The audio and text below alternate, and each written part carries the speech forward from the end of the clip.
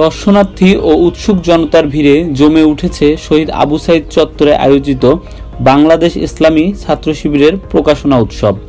দর্শনার্থীরা আসছেন এবং দলে দলে দেখছেন প্রকাশনা উৎসবের স্টলগুলো।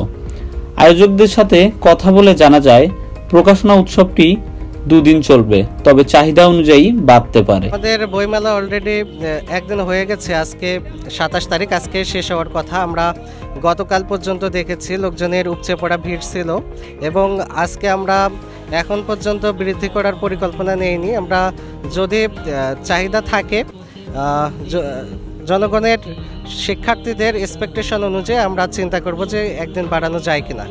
প্রকাশনা উৎসবটিতে বিভিন্ন সুযোগ সুবিধার পাশাপাশি থাকছে বিনামূল্যে রক্তের গ্রুপ পরীক্ষার ব্যবস্থা।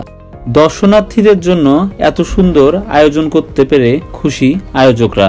ওপেনে এরকম আমরা কার্যক্রম করতে পারি নাই, আমাদেরকে করতে দেওয়া হয়নি এবং আমরা অনেক কাজ করেছি, ছাত্রবান্ধব অনেক কাজ করা হয়েছে, কিন্তু কোনো মিডিয়া আমাদেরকে আমাদের কার্যক্রমগুলোকে প্রকাশ করার সাহস পায়নি। আলহামদুলিল্লাহ 5 আগস্টের পরে আমরা এই ধরনের কার্যক্রমগুলো করার সুযোগ পাচ্ছি, ছাত্রবান্ধব কাজগুলো করার সুযোগ পাচ্ছি। আমাদের কার্যক্রমগুলোকে আমরা শিক্ষার্থীদের মাঝে ছড়িয়ে দিতে চাই।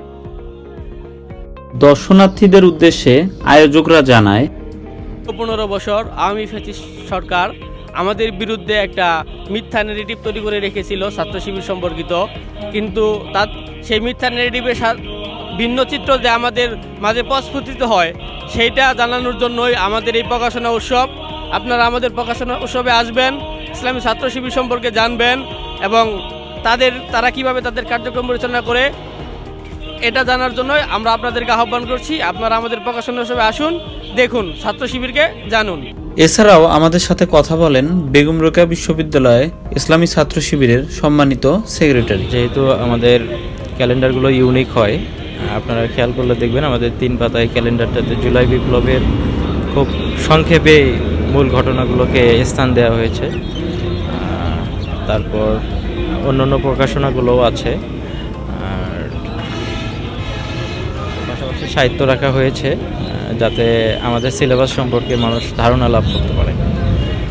এখানে নিরাপত্তা বলতে জায়গাটি আমরা রোড থেকে একটু দূরে নিয়েছি যাতে সহজেই মানুষ এটাকে বুঝতে পারে এবং এখানে অংশগ্রহণ করতে পারে, পার্টিসিপেট করতে পারে। এ বিষয়ে নিরাপত্তাজনিত এখানে প্রশাসনের সাথে কথা বলা আছে, তারা আমাদেরকে এ বিষয়ে কনসার্ন আছেন, যে কোনো সমস্যায় তারা সহযোগিতা করবেন।